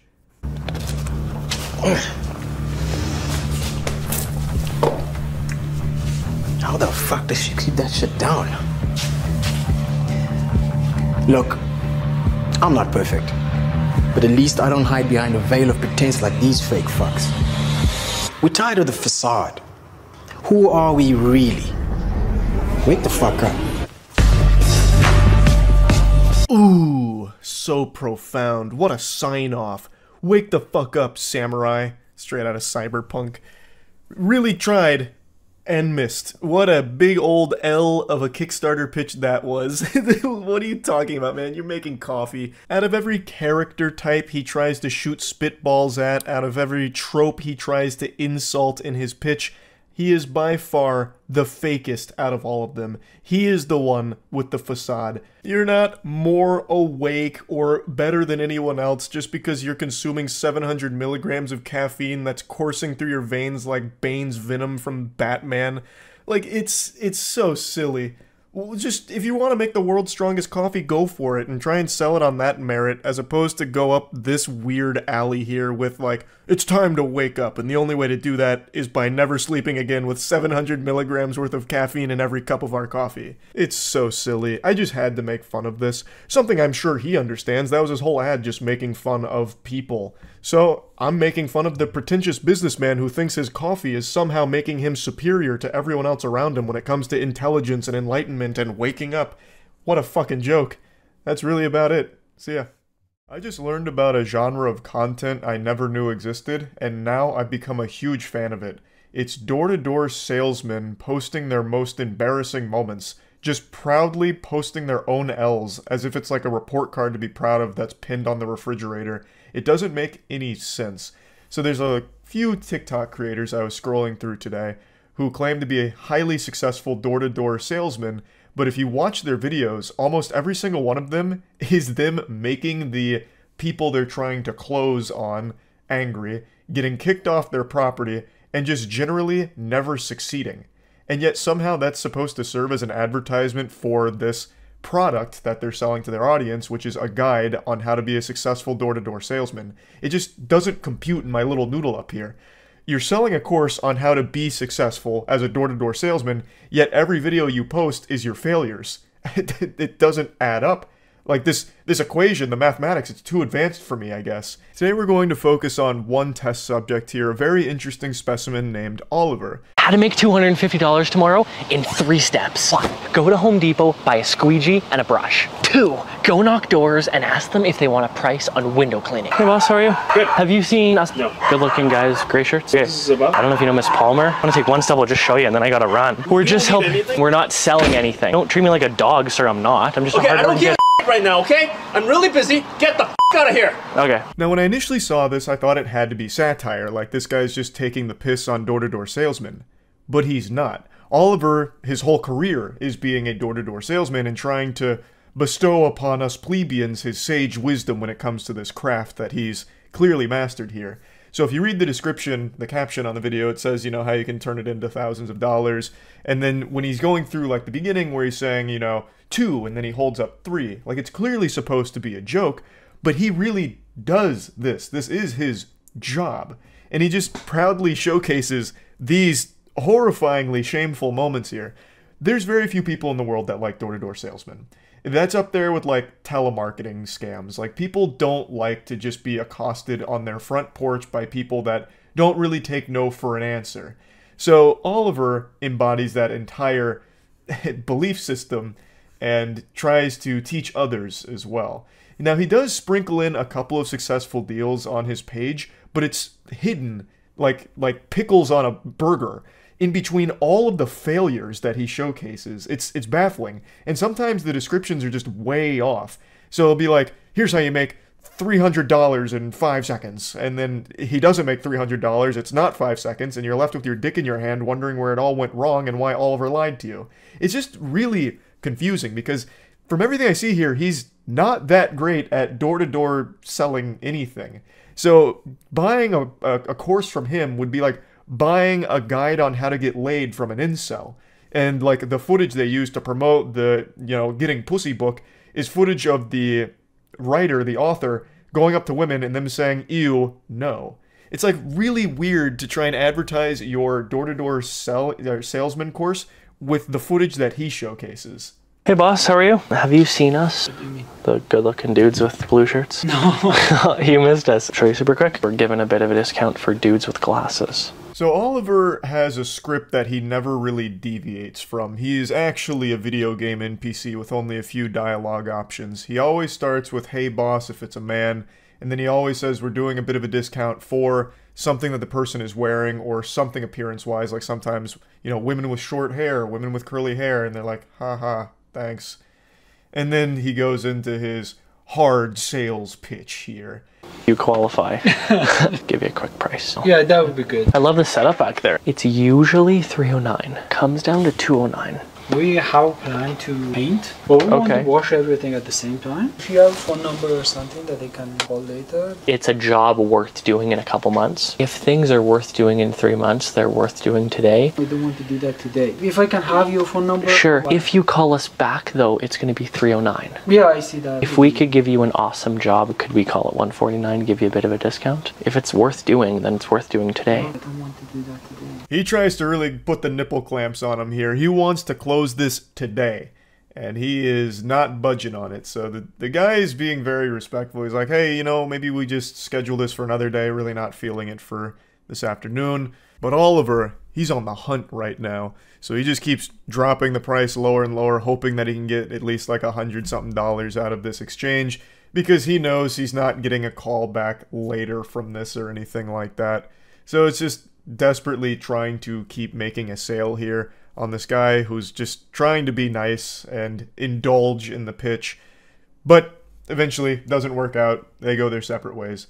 Oliver does sometimes get pretty aggressive though. He follows the same script, of course, but sometimes he seems to get hurt because I think he has a pretty high level of entitlement. Kind of the route coordinator Just tell me what you're doing. Showing's easier than telling. No. No.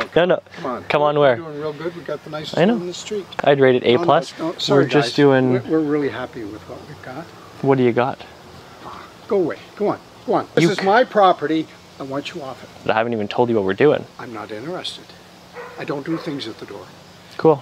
Okay. People always say no to things they don't understand. Oh, don't. Have a great day. There's always one guy. I'm happy to check off the stubborn guy for the day. Have a good one. Insufferable. The elderly gentleman here isn't the bad guy. Nobody likes door-to-door salesmen. Like, plain and simple. There are very few people that enjoy that. And the ones that allow you to go through the whole kit and caboodle song and dance of what you're selling are the ones that are just too afraid to just say no to your face and close the door, because that's not an easy thing to do for most people. That takes a lot. And most people, it becomes kind of like a high-stress situation trying to figure a way out of it, but no one's usually interested. So this old man just being blunt about it isn't necessarily a bad thing. Another thing I notice a lot with door-to-door salesmen is they really like elderly people because they're much easier to manipulate into giving them money for a usually subpar service and something they legitimately don't need in any capacity. So this guy was just not having it. He's saying, "No thank you." But Oliver keeps pushing. He's like, "Oh, you don't even know what I'm doing here yet." Oh, people always say no to things they don't understand. Just being a fucking insufferable asshole. Like, condescendingly talking to this guy as if he's an idiot for not doing this. And it's just trash. Like, I think that's just awful. So then that clearly gets him even more riled up. And then Oliver's like, "Hey, I'm checking the stubborn guy off the list." Like, what is this? Elementary school? Hey, Junior, listen, no gold star for you. You're a bad egg, not a good noodle. You know, it's like, what the fuck, man? Like, you went up to him, he did not want it, you should have left when he said no, but that's not how you operate. When you hear no, you just keep pushing. It's all just super slimy, and of course nothing about him is genuine. He has set lines that he says to each person that he encounters because he doesn't even really view them as people. They're just potential money bags that he can grab a few bucks out of. It's just, there's nothing good about what he does. And I also don't really trust his claim about being this guru salesman. And he claims that he's made over 9,000 sales. But I truly think that's just a meme. Based on everything I've seen here, I don't put a lot of faith in that claim at all. And then he even tries to post testimonials, at least in one of the videos I saw, where it was just like 2 Discord messages from 2 completely random people that are claiming that they're making, you know, a couple $1,000s a day thanks to everything that Oliver's teaching them, and I feel like there's no fucking way. And we're giving a bit of a discount for people that are sitting on steps, which is coincidence actually. Go around, count it up, just give you a quick price. It's okay, we do it every other year and we have something we usually use, and this isn't our year. Is he as good looking as me? It's such a cringy routine too. He always mentions himself being a good-looking guy almost every single time too. It feels like a lot of insecurity here that's brewing up and that he's trying to mask with this, I guess, bravado perhaps. I don't know, it's just so off-putting. So pretty much every time he knocks on a door or approaches homeowners at their property, he mentions like, hey, have you seen us? Like me, good-looking guys in this shirt? Well, here's our discount for, you know, ladies sitting on steps. Ha ha ha. I don't know, it's fucking awful. This did not lead to a sale, by the way. I'll spoil it for you. They were not interested, surprisingly. I call it 125? Sorry, I don't think it's in the budget right now. 125? Sorry. Okay. Thank you, though. The caption on this one literally says how to close deals, and he gets a drive-by rejection. So he's talking to her at the door, wasn't working out. She then comes back around and says, nope, still a no, sorry, basically. And yet he still says how to close deals, even though, like, if you watch the video, he doesn't close the deal. He gets the door closed in his face, fundamentally. Like, she didn't, like, slam the door in his face or anything, but it was a no. I think that's probably enough clips here. I just find this to be so fascinating to hype yourself up as a guru of a craft, but then all of the evidence you present of yourself being that guru contradicts it, because it's mainly failures or just being misleading. Now, like I said, he does have a couple of successful closing deals here that he posts videos on, but I wouldn't even say it's the majority of it. I'd say it's like pretty even between failures and the deals he closes. And keep in mind, these are only the ones he films. I feel like he's filmed every single successful deal he's ever had and has only posted like half of his failures. So it's probably like a ratio of 500 failures to one person who just finally gives in after being pestered enough and says yes reluctantly to him. So it's not exactly the best ratio. I'm just spitballing numbers here, but that's kind of the impression I get. I just wanted to talk about it because I didn't even know this little genre of content existed. So I found it interesting. That's about it. See ya.